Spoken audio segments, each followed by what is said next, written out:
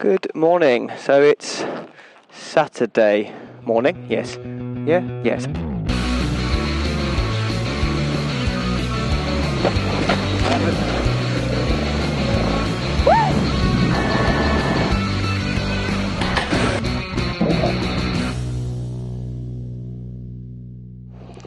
So I'm just outside Broome.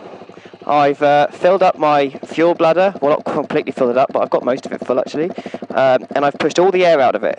So I'm hoping that there's no air to expand to compress the fuel and burst out the seam. And this is holding rather well. So we'll see how that goes on the way to Derby. Make sure that's okay. I've got 6 litres of water here, as well as 3 litres on my back. When I do the Gibb, I'm probably going to throw in another 2 litre, another like 2 1.5 litre bottles in here. I want to have as much water as possible for the sake of it. What else? I did a whole bolt check yesterday. I've put some cable ties on here just so that these don't come undone, because I did lose one in Tassie. These are cracked slightly, so I've just put some tape around it. The same on the rear here, you can just see there. Just had a bit of a crack, so I thought, well, if I tape it, then I won't lose this shield. It's all preventative stuff, really. Double checked all the bolts, pretty much everywhere, all the important ones. Let's just make sure that's nice and tight as well. Yeah, good to go. Oh, side stand. So if I pop down here, you can see I've got a cable tie around here, another one at the end, which is I use to pull the spring down, another one here, so that's held on and is not going anywhere, and I've bashed it and almost tried to pull it off. It's really rather heavy with all this extra weight on it. It's not too bad, but it is a bit heavy. I can't actually feel the weight, which is nice. So yeah, just going to blast our way to Derby really, make sure everything's fine. It's about 7:30. This says 29 degrees, so it's warm already. But anyway, looking forward to it. I think I'm ready, feeling confident for the Gibb. Yeah, very, very glad that my fuel bladder is holding. That means I don't have to buy another one. I don't have to buy a jerry can. I'm going to have to try and strap on, which is a lot harder than what I've got. Let's stop waffling and just crack the road miles. I made it into Derby, and fuel bladder was doing all right. I popped into Woolworths. When I came out, I thought, well, that looks a little bit inflated because it was just sat still in the sun. And sure enough, it's leaked. Now this has flipped, so this is the same side as where my repair was, and it was a lot smaller, but I'm like, I just can't risk it. So I emptied the bladder out as much as I could, and then I ended up overflowing and running all down the side of the bike, so that's all evaporated off now. But you can see it now, like there's only about 1 litre in there, but it's just getting, as it gets hot, it inflates. So I'm going to go over to the petrol station and see if I can buy a jerry can. One 10-litre jerry can, sort of very crudely strapped on there for the minute, just while I get to the petrol station. This is obviously fine with heat, doesn't do anything. It's obviously a problem with fuel, not the air. This, as I say, leaked again. So, key's done that. I'm ditching it because it's bollocks. Well, it's probably a little over-engineered, but ratchet strap, 2 other straps holding it down. 2 other straps holding it down off the front, but it doesn't go anywhere at all. In fact, that was rocking the bike. So that should be corrugation proof. It won't burst. I'm eating a sandwich, which is just there. I'm going to go find a campsite and die in some shade. But not die, but sit in some shade. Gibb River Road, turn left. So, left.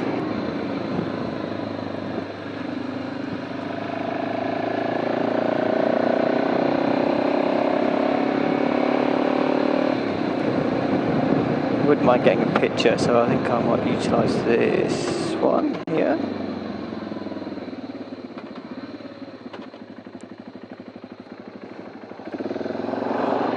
So here we go. Let's see if we get to the end with the bike intact. This will test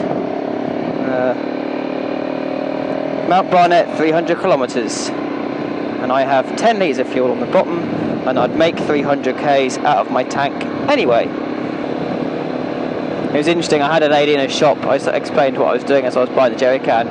She's like, "Oh, you'll need go to a chemist and get some talcum powder or heat rash thing for heat rash." And I was like, "Yeah, maybe. I've never had a heat rash, so." Anyway, she was waffling on about all the dangers. Oh, it can rain just like at any moment, even if the information centre says it won't, and blah blah blah blah blah, and fires are there, blah blah blah blah. Anyway, so I walked out, and while I was just sort of very crudely strapping the empty jerry can to the back of the bike to get to the petrol station where I could have some shade to strap it properly, the guy that was sort of behind me in the queue come out and goes, "Don't listen to her, she doesn't know what she's talking about. I go through the Gibb River Road all the time as part of my job, and it's a piece of piss. It's just corrugation, and that's the only thing that's bad about it." And I was like, "Yeah, I believe that." I tightened up my bolts, ready to go.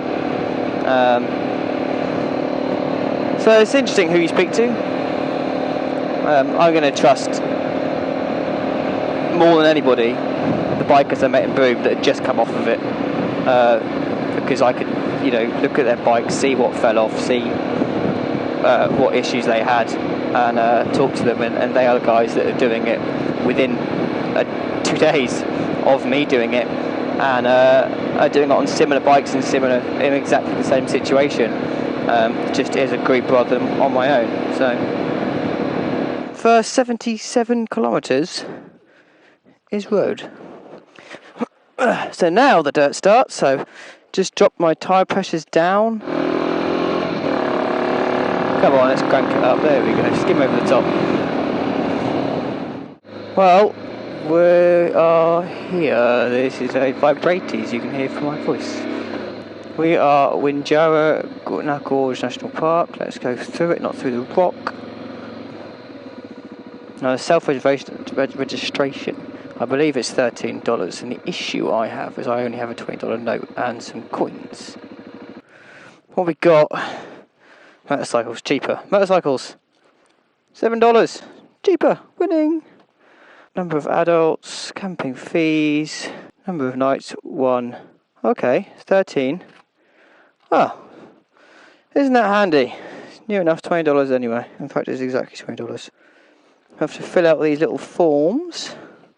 I remember this from New Zealand, and I've got 8. I don't need that many. Go away. It's got a little envelope. Little pen. Here we go. Blah, blah, blah, blah, blah. Name. Charlie. Date entry. 27th of the 10th of 18. Vehicle registration A6. What the campground park name? Oh, this one. 13. Total 20. Oh, there's even more shot. Oh, no. Look at that. Oh, I didn't copy it across, did it? Oh. Please moisten seal. Well, that's not so easy with the helmet on.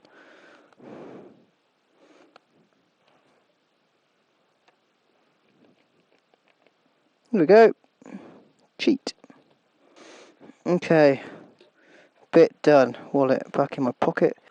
Right, go find a camp spot, and then I might actually just take a nice walk. What's this spot like? This looks rather nice. In the shade, tent there. Side stand, come here, you bastard. It's not going to sink. Beautiful. So, I had this right down here, and then this hooked under there, and you can see how it's bulging. But with this one, I can just lift it up, level it off, even when it's strapped-ish, and release the pressure out of there. Which is what I couldn't do with the other one quite easily. The other thing is I panicked because obviously I've cable tied this so it's not flapping around, but that won't fit through there, and then the hook on the bottom won't fit through there. But as pure luck, it makes it to the petrol station, petrol cap. So what an absolute win. Wonderful. The other one was like $75 or something. I'm sure it's very good if you maintain it and watch the pressure and all that crap, but ain't nobody got time for that. Oh, come on. Right, let's put that down there. Cue clown music now. As I try and get that in there whilst being restricted. Oh no, hang on. Oh, we're in. Here's my nig. Oh. Here we go. We're in. Fascinating footage for you all. But I can't stop the camera. Oh, that'll do. I don't need to fill it, do I? Because it makes no difference. So much easier. Reach the floor so I can set up camp as well. Oh, isn't things just working out lovely?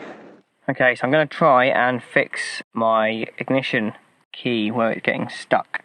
So I've bought some pencils. I bought 3 of them just because they were $2.50 for a pack. So what I've done is I've whittled off all the wood, so it's just the sort of graphite that's in the middle. I'm literally just sat here with a stain knife. I've got a bit of wind protection and an old receipt, and I'm just scraping the graphite to create the powder, and then I will pour that down the barrel. I'm going to use my small punch just to open it. Let's see if we can tip this in.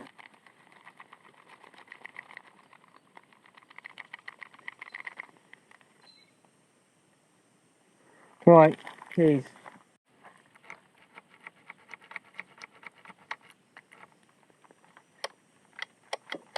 Oh, look at that.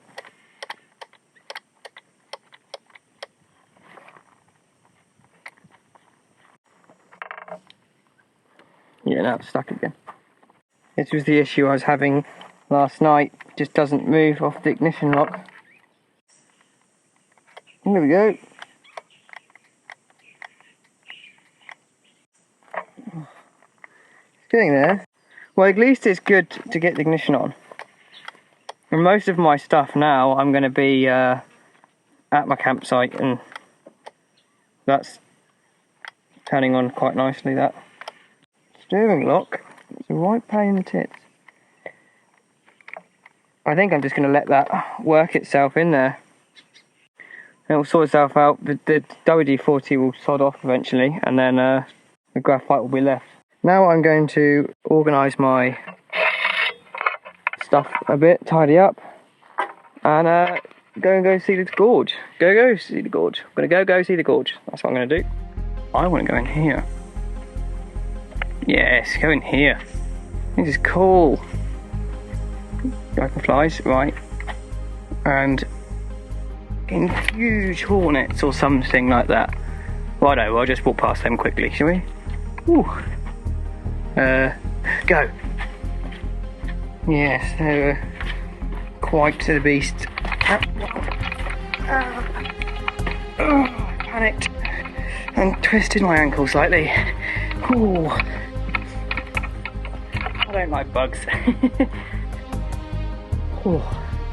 Panicked slightly, and then I heard some sort of noise and jumped and just hurt this ankle a little bit.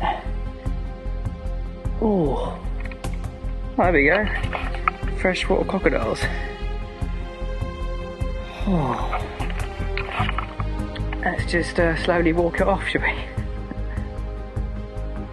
So many. There's one there, there's one there, there's one there, there's one there. So there's 2 or 3 over there. There's one here. There you go. Here's water bubbles here. There. Don't know if you can make them out.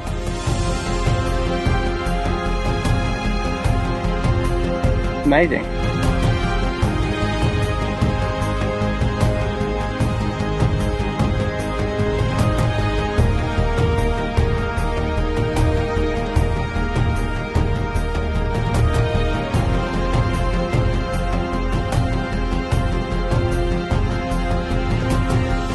You can see where, I mean, I'm stood basically on what would be the riverbed or the gorge bed, because the water, it's obviously right at the end of the dry season now. It's going into wet season.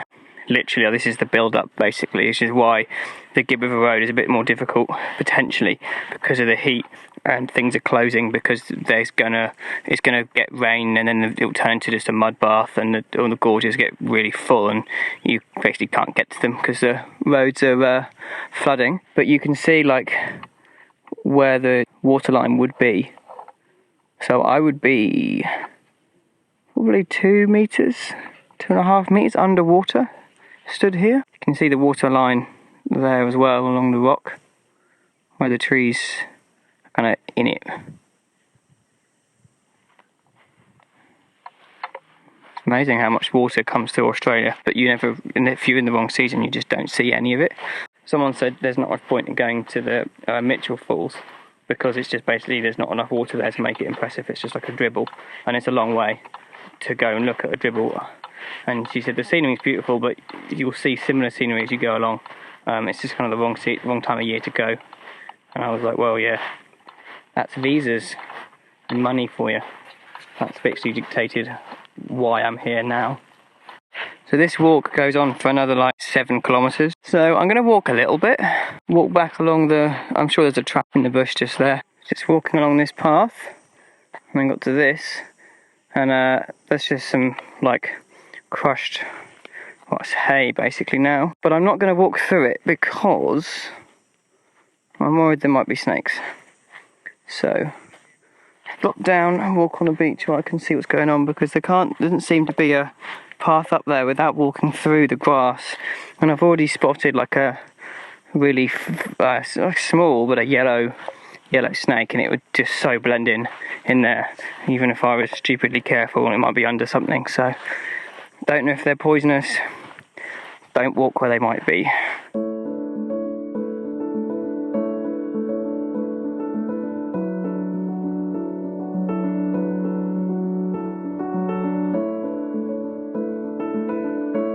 This bit's pretty cool, like the bottom of the cliff. See where the water's all eroded it. It's got big tunnels and all sorts of like big cracks. All sorts. Quite cool. Nice butterflies. Loads of them.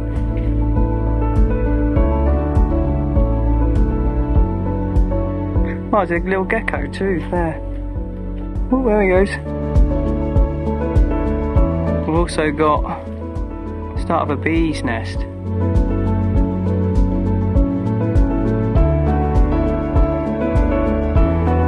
Oh, there's another one. There. Oh, there's lots. Right above my head. Loads of them, actually. And that is a huge trail of ants. Goes up that tree and over that branch. Take you down.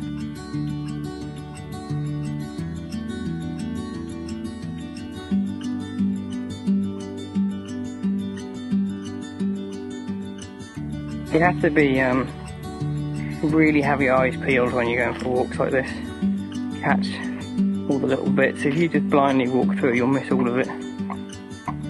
Just walking past that little cave bit, and one of the bugs flew past me again. I was just thinking, the reason I jumped or sort of panicked was there's a couple of different buzzes, you know, from bugs. Bees and flies, they're all quite a low pitch hum, but when you get something that sounds, in the bug's world, the equivalent of a chinook, you do kind of panic a bit, because you're like, that's a big animal, it's going to be gangly, legs everywhere.